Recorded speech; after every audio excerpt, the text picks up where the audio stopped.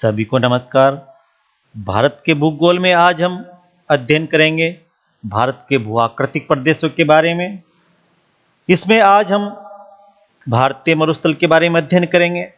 इससे पूर्व की जो क्लास हुई थी, कक्षाएं हुई थी, उसमें हमने अध्ययन किया था भारत के विभिन्न जो भूआकृतिक प्रदेश थे, जो भौतिक प्रदेश थे, जिनमें हमने बात की थी उत्तर पर्वतीय प्रदेश की, उत्तर के विशाल मैदान की, गंगा यमुना के मैदान की, प्रायद्वीपीय पठार की, तटीय मैदानों की, और हमने बात की थी द्वीप समूह की।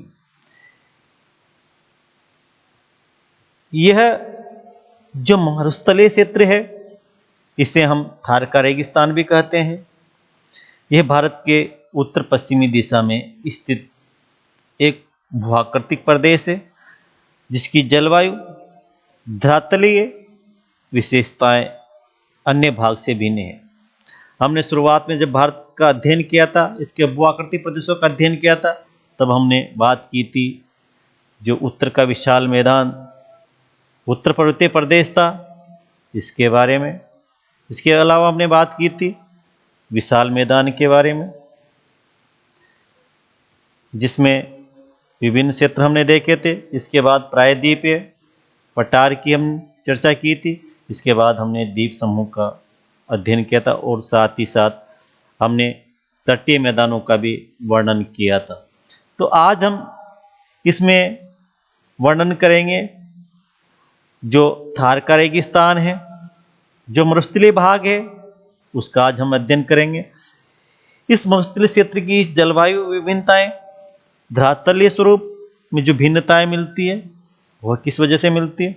कहा जाता है कि शुरुआत में यह क्षेत्र भी हिमालय से प्रवाहित होने वाली नदियों के द्वारा उपजाऊ था। इस क्षेत्र में भी विभिन्न नदियां प्रवाहित होती थी, जिसमें घग्गर, सरस्वती आदि प्रमुख थी। लेकिन धीरे धीरे जलवायु परिवर्तन, इस क्षेत्र के उत्थान के फलस्वरूप ये नदियां लुप्त हो गई, और यहाँ धीरे धीरे जो भिन्नताएं थी, जलवायु की जो विभिन्नताएं उत्पन्न हुई, उसके फलस्वरूप यह क्षेत्र एक रेत के मैदान में परिवर्तित हो गया। कहा जाता है कि इस क्षेत्र का कुछ भाग प्रायद्वीपीय पठार का अवशेष है, लेकिन आज यह भाग हमें थार के रेगिस्तान के रूप में हम इसको जानते हैं। तो हम बात करते हैं थार के रेगिस्तान का, कि थार का रेगिस्तान वास्तव में क्या है। यदि बात करें हम थार शब्द की उत्पत्ति से, तो इसकी जो उत्पत्ति हुई है वो थल से हुई है, और जिसका अभिप्राय रेत का टीला होता है। अर्थात यह ऐसा क्षेत्र है जिसमें हमें रेत के विभिन्न टीले दिखाई देते हैं। जहां पर भी नजर दौड़ाएंगे वहां पर रेत ही रेत दिखाई देती है, चाहे वह विस्तृत रूप में हो, वनस्पति रहित हो, या कुछ क्षेत्र में वनस्पति हो। यहाँ वनस्पति लगभग नगण्य से मिलती है।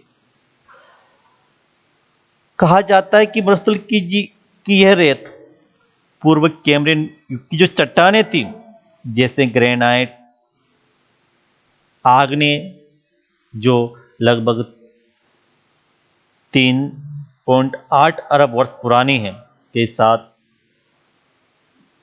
लगभग 2.5 अरब से 57 लाख वर्ष पुरानी औषधि चट्टानों का परिवर्तित रूप है। जो प्राचीन आग्नेय चट्टानें थी, ग्रेनाइट जैसी चट्टानें थी, वह 2.5 अरब वर्ष से लेकर 57 लाख वर्ष पहले औषधि चट्टानों में परिवर्तित हो गई। और यही चट्टानें, यही रेत के कण अवसाद के रूप में हमें यहाँ पर दिखाई देते हैं। हम बात करें इस विशाल मरुस्थलीय प्रदेश की, तो यह विशाल भारतीय मरुस्थल अरावली पहाड़ियों से उत्तर पूर्व में स्थित है। यह एक उबड़ खाबड़ भूतल है, जिस पर बहुत से अनुधेरे, रेतीले टीले और बरखान पाए जाते हैं। इस क्षेत्र में कई प्रकार के टीले मिलते हैं, जिनमें अनुधेरे जो टीले हैं वो विशेष रूप से प्रमुख है। इसके अलावा अन्य भी स्तूप मिलते हैं, टीले मिलते हैं, जिनमें तारानुमा टीला है, अनुप्रस्थ है, खब्रखा है, नेब्रखा, कई ऐसे टीले हैं जो यहाँ पर पाए जाते हैं। इस क्षेत्र में हम देखें तो यहाँ वर्षा की जो मात्रा है वह बहुत कम है, लगभग 150 मिलीमीटर अर्थात 15 सेंटीमीटर से भी यहाँ पर कम वर्षा होती है।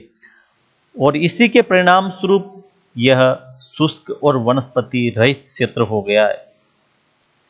स्थलाकृतिक गुणों के कारण इससे मरुस्थल या मरुस्थली के नाम से इसे जाना जाता है, क्योंकि यहाँ जो स्थल है मरु है, निर्जीव है, मृत प्राय है, क्योंकि यहाँ वर्षा और उस क्षेत्र में वनस्पति नगण्य से मिलती है। यह माना जाता है कि मेसोजोइक काल में यह क्षेत्र समुद्र का हिस्सा था।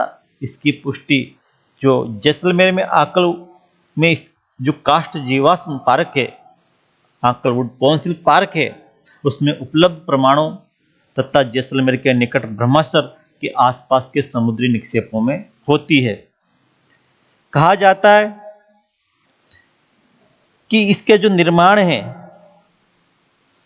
जो आधुनिक भूगर्भिक काल में जो नदियां प्रवाहित होती थी उनके द्वारा बहाकर लाए गए निक्षेप में भी रेत हुआ करती थी, और सतह पर वायु पर पाई गई रेत वायुड यानी हवा द्वारा लाई गई है, और लाखों वर्ष पुरानी रेत की जो ऊपरी परत है वो सबसे नवीन है। इस रेगिस्तान की सतह आसमान और ऊंची नीची है। रेत के छोटे बड़े टीले रेतीले मैदानों और छोटी बंजर पहाड़ियां या भाकर से विभक्त है, जो आसपास के मैदानों से अचानक उठती है। विभिन्न आकार के रेतीले टीले सतत परिवर्तनशील है। पुराने टीले हालांकि अर्ध स्थिर है और स्थिर है, और इनकी ऊंचाई लगभग 150 मीटर के लगभग है। इस क्षेत्र में इतनी ऊंचाई के टीले हमें देखने को मिलते हैं, लगभग 150 मीटर तक के। इस क्षेत्र में खारे पानी की कुछ झीलें पाई जाती, जिन्हें पलाया कहा जाता है। ये बिखरी हुई झीलें हैं, जिन्हें इन पलायों को या इन झीलों को यहाँ स्थानीय क्षेत्र में या स्थानीय भाषा में ढाड़ कहते हैं। यहाँ मिट्टी की कुल 7 श्रेणियां मिलती है, और विशेषतः इसमें जो मृस्थलीय मिट्टी है, जिनमें मृस्थलीय लाल मिट्टी, भूरी व काली मिट्टी, लाल व पीली मिट्टी, खारी मिट्टी और मौसमी छिछली मिट्टी यहाँ पर पाई जाती है।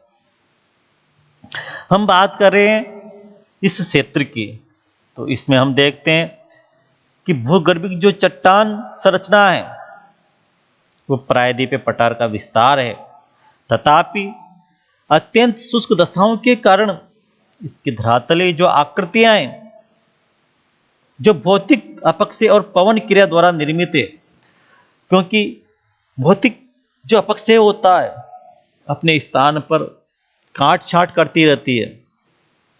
जैसे जब रात का तापमान यहाँ पर कम होता है और दिन का अधिक होता है, तो चट्टानें सिकुड़ती और फैलती, जिसके परिणाम स्वरूप ये चट्टानें टुकड़ों में विभाजित हो गई और धीरे धीरे रेत में परिवर्तित हो गई। अत्यंत शुष्क दशाएं हैं, जिसके परिणाम स्वरूप यहाँ जो भौतिक कारक है, पवन विशेषतया सर्वाधिक महत्वपूर्ण कारक है, जो यहाँ अपर्दित परिवहन और जमाव का कार्य करती है। किसी आकृति को काटने, छांटने, उसे उड़ाकर ले जाने और किसी अन्य स्थान पर जमाने का कार्य करती है। और यही हम देखते हैं कि पश्चिम से रेगिस्तानी क्षेत्र पूर्व की ओर विस्तारित हो रहे हैं, जिसका प्रमुख कारण हवा के द्वारा इस क्षेत्र में इसे परिवहन करना, इसे उस क्षेत्र से उड़ाकर अन्य क्षेत्र में जमा करना, और जिसका हमें जो रेगिस्तानी क्षेत्र का विस्तार है उसके रूप में परिलक्षित होता है, दिखाई देता है। यहाँ की प्रमुख जो स्थलाकृतियां हैं वह स्थानांतरित जो टीले हैं, जिनमें छत्रक, चट्टानें और मरु उद्यान हैं, प्रमुख है। इसके अलावा मशरूम रॉक, बालुका स्तूप, टिब्बे, बरखान, चूजेन आदि प्रमुख मरुस्थलीय भू-आकृतियाँ हमें इस क्षेत्र में दिखाई देती है। बात करें हम ढाल के आधार पर तो इसे दो भागों में बांटा जाता है।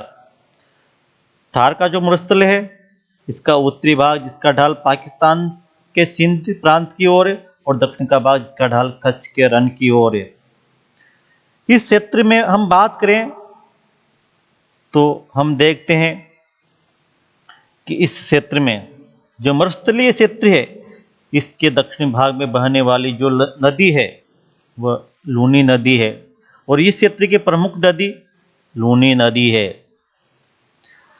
यहाँ की अधिकतर नदियां अल्पकालिक है, जो मात्र वर्षा ऋतु में ही प्रवाहित होती है।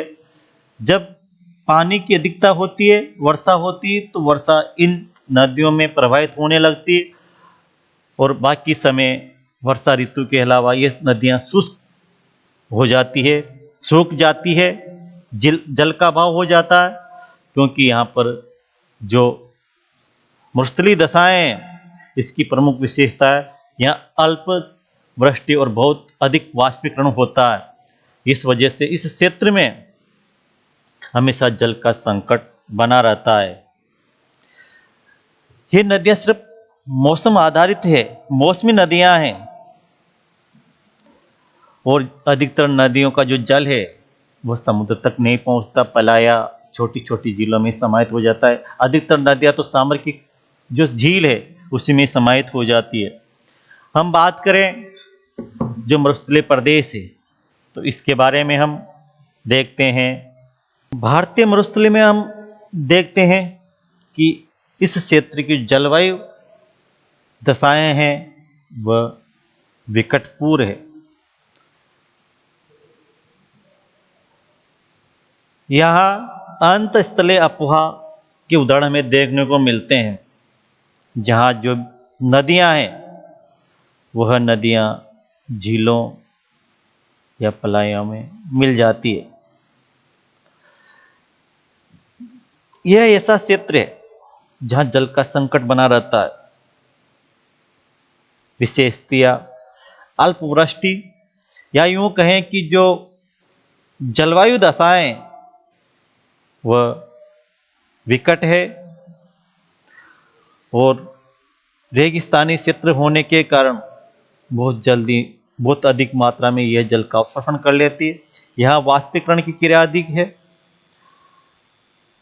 तो यह जो भारत के भूआकृतिक प्रदेश हम देख रहे थे उसमें सबसे जो विकट स्थिति वाला प्रदेश है, जिसकी जलवायु विषम है, परिस्थितियों के अनुकूल नहीं है, ऐसा ये भाग है। फिर भी जो यह भारतीय मरुस्थल है यह भारत का महत्वपूर्ण भौतिक प्रदेश माना जाता है और इसका भारत की जो जलवायु है यह भारत के दृष्टिकोण से इसका विशेष महत्व है। हम बात करें महान मरुस्थल के महत्व की तो हम देखते हैं कि यह भारतीय जो जलवायु है इसको प्रभावित करने में महत्वपूर्ण भूमिका निभाता है। यह जब ग्रीष्म ऋतु में सूर्य कर्क रेखा पर सीधा चमकता है, उस सूर्य की किरणें सीधी होती है, तो यह क्षेत्र अत्यधिक गर्मी के फलस्वरूप यहाँ अत्यधिक तापमान हो जाता है, क्योंकि यह क्षेत्र उपोष्ण कटिबंध में स्थित होता है और यहाँ आकाश साफ होने की वजह से सूर्य की किरणों से जो ऊर्जा प्राप्त होती है वो अत्यधिक मात्रा में होती है और अतः यह क्षेत्र अत्यधिक तप्त हो जाता है, जिसके परिणाम स्वरूप यहाँ निम्न वायुदाब का क्षेत्र स्थापित हो जाता है, निम्न वायुदाब का केंद्र स्थापित हो जाता है। और जब हमने बात की थी पूर्व की कक्षाओं में तब हमने देखा था कि हवाएं उच्च वायुदाब से निम्न वायुदाब की ओर प्रवाहित होती है। तो इस वक्त जब सूर्य कर्क रेखा पर सीधा चमकता है, उत्तर भारत में उष्णता का मौसम होता है, गर्मी की ऋतु होती है और इसी समय दक्षिणी गोलार्ध में या यूं कहें कि हिंद महासागर में या कर्क रेखा के दक्षिण में उच्च वायुदाब पाया जाता है। विषुवत रेखा और कर्क रेखा के नीचे जो उच्च वायुदाब पाया जाता है, उस ओर से हवाएं निम्न वायुदाब क्षेत्रों की ओर प्रवाहित होती है। उस निम्न वायुदाब का जो क्षेत्र है उसे कम करने का प्रयास के लिए हवाएं गति करती है, पवन प्रवाहित होती है। लेकिन जब हमने बात की थी कि इन हवाओं की दिशा, पवनों की दिशा जब भूमध्य रेखाओं को पार करती है तो फेरल के नियम के अनुसार, बाइच के नियम के अनुसार यह परिवर्तित हो जाती है।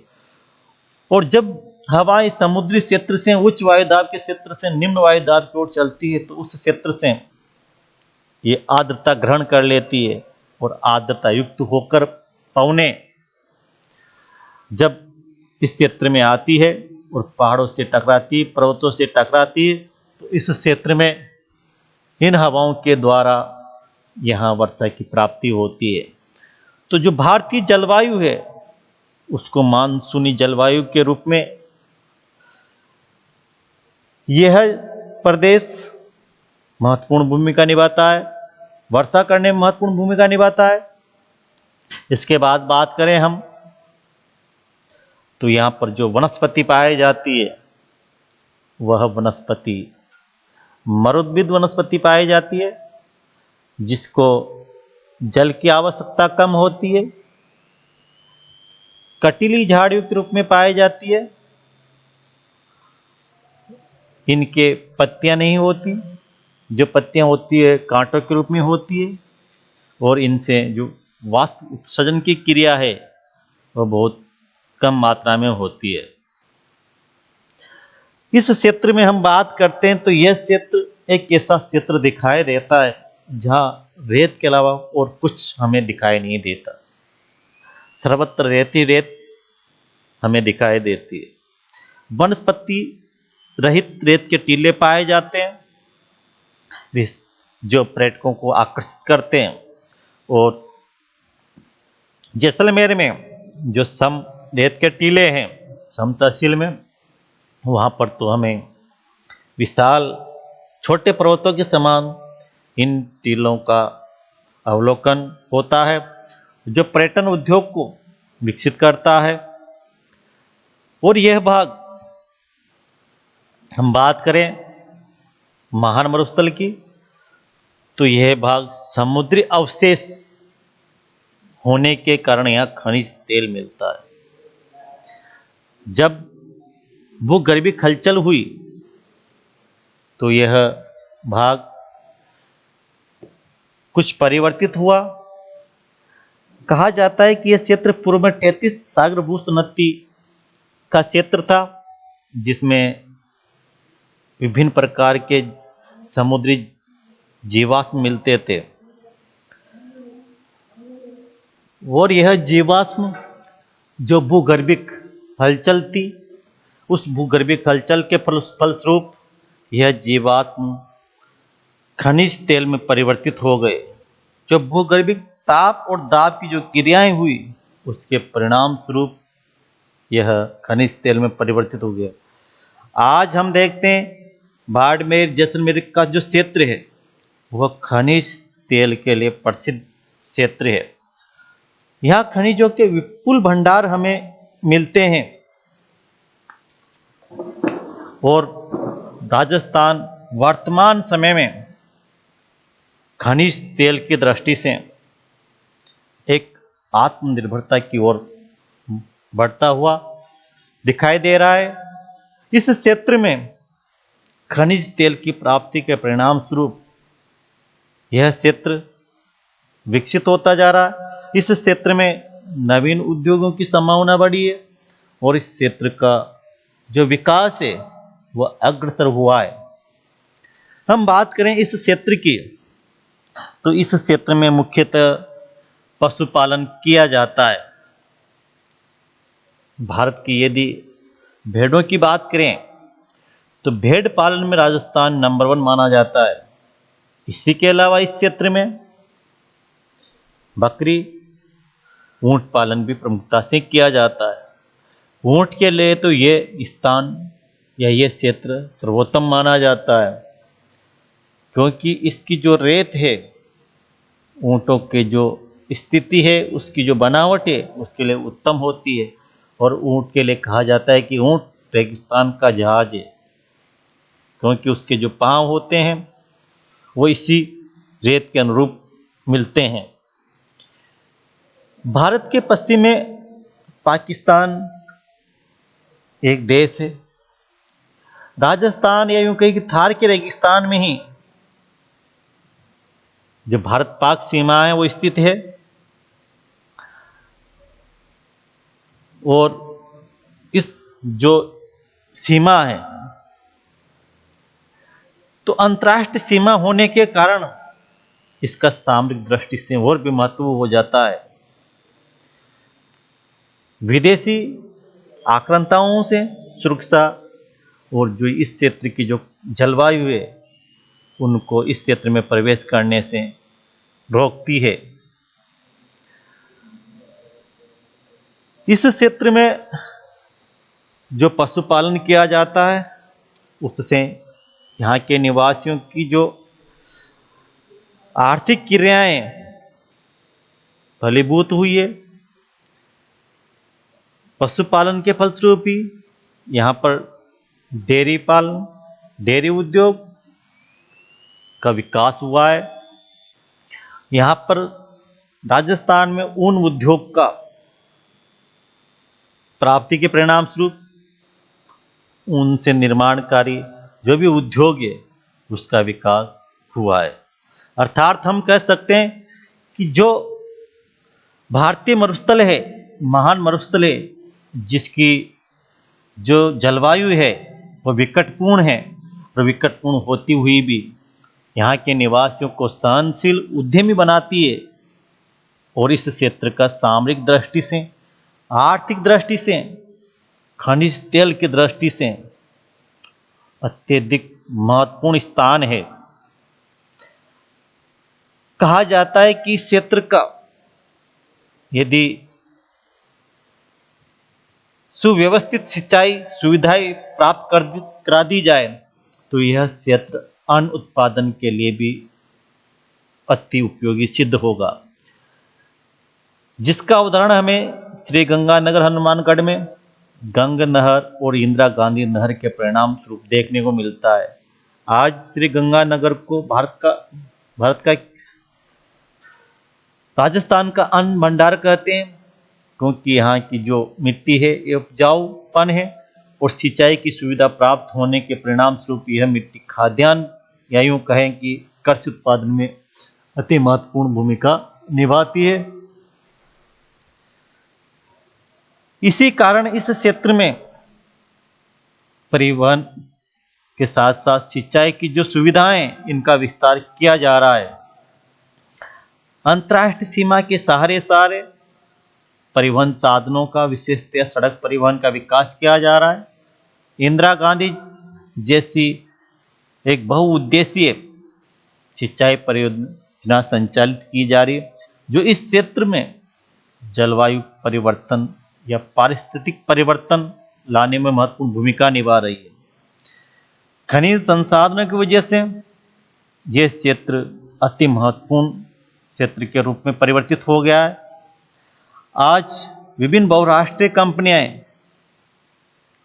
खनिज तेल की प्राप्ति के परिणाम स्वरूप उसका उत्खनन करने के लिए और उनकी जो खोज है उसमें प्रयासरत है, जिनमें कैनर्स एनर्जी वगैरह ऐसी कंपनियां हैं जो यहाँ जो खनिज तेल है उसकी खोज में अनुसंधान करती जा रही है।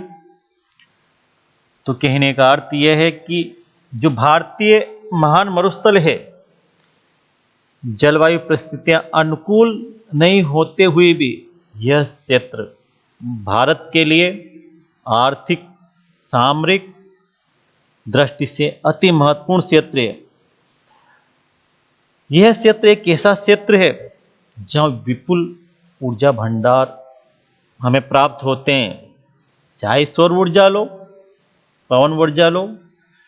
यह क्षेत्र उपोष्ण कटिबंध में स्थित होने के कारण इस क्षेत्र में लगभग 8 से 9 महीने आकाश बादलों रहित रहता है, सूर्य का प्रकाश पृथ्वी पर पड़ता है, अतः यहाँ सौर ऊर्जा उत्पन्न करने की विपुल संभावनाएं हैं। इस क्षेत्र में पवन ऊर्जा उत्पादन में भी महत्वपूर्ण कार्य किया है, क्योंकि यहाँ हवाएं लगातार चलती रहती है। पर्यटन उद्योग को इस क्षेत्र में बढ़ावा दिया जा रहा है, और जिसके परिणाम स्वरूप हम देखते हैं कि जैसलमेर में, या यूं कहें कि इस रेगिस्तान के क्षेत्र में मरु जो महोत्सव है, ऐसे मेलों का आयोजन किया जा रहा है। तो हमने जब भारत के भौतिक प्रदेशों का शुरुआत में अध्ययन किया था, तो हमने भारत के भौतिक भूगोल, भारत का जो आकृतिक स्वरूप था, उसे हमने 6 भागों में बांटा था, जिसके अंतर्गत हमने पूर्व में पढ़ चुके थे। हम उत्तर भारत का उत्तर पर्वतीय प्रदेश, उत्तर का विशाल मैदान या गंगा ब्रह्मपुत्र का मैदान, प्रायद्वीपीय पठार, तटीय मैदान, द्वीप समूह, और इसके बाद हमने अध्ययन किया है भारत का जो महान मरुस्थल था, यह भारतीय मरुस्थल का। धन्यवाद।